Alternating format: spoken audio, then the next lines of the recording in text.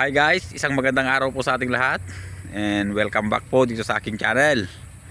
Bali napakatagal po no na hindi po tayo nakapag-upload ng video dahil nga sinabi ko po sa last video natin na tayo po ay titigil muna sa pag-aalaga ng mga hayop. So sa ngayon, nandito po ako ngayon sa Palawan. Inalok po tayo ng trabaho at hindi na po natin nahindihan. Kaya magtrabaho po muna tayo para mayroon tayong gagamitin pag tayo po ay bumalik na sa ating pag-aalaga.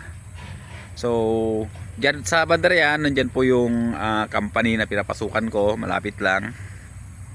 And dito ay pagmamay-ari ng naging kaibigan natin dito. So kung titignan nyo, nasa harap po yung bubong na yon, yun po yung kanyang karinderya at tindahan. And dito sa likod, ito yung kanyang taniman ng kalamansi. And may mga alaga rin po siya ditong mga baboy. So ayan. So maganda po no, dahil yung kanyang mga naproproduce na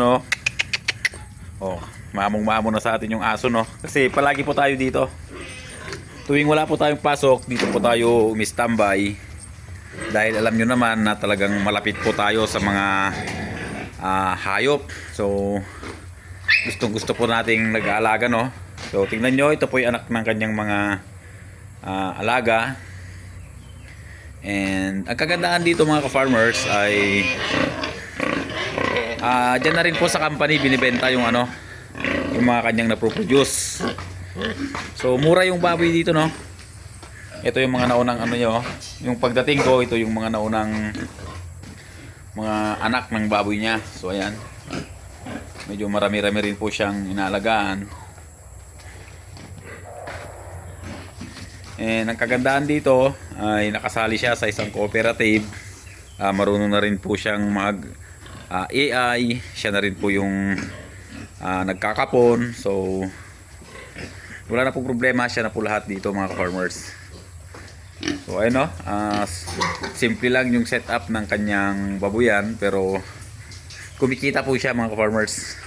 And sa ngayon, kukuha tayo ng papaya, halo natin sa nabili nating native na manok. So maganda rin yung buo ng papaya no. O yun. So dalawa na para tipid.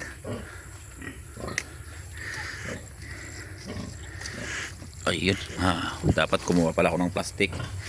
So ayun na mga farmers no. Bali napakasimple at napaka lang po yung kanyang setup, pero talagang kumikita po siya sa pag-aalaga po talaga ng mga hayop. Ay hindi po natin may pagkakailan na makikita naman.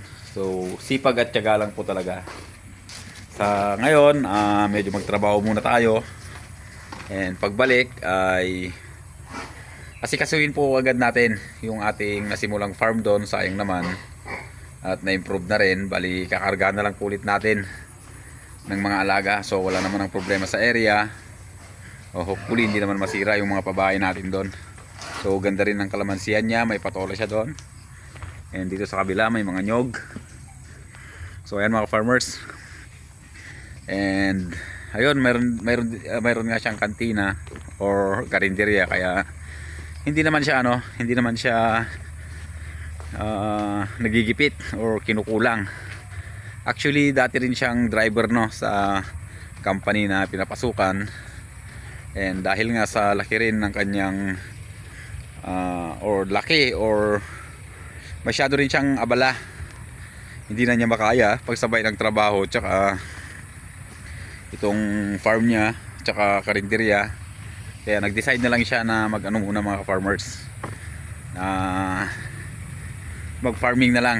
So yun po yung lagi kong sinasabi no, sa farming basta masikap lang po tayo, talagang may kikitain po tayo mga farmers.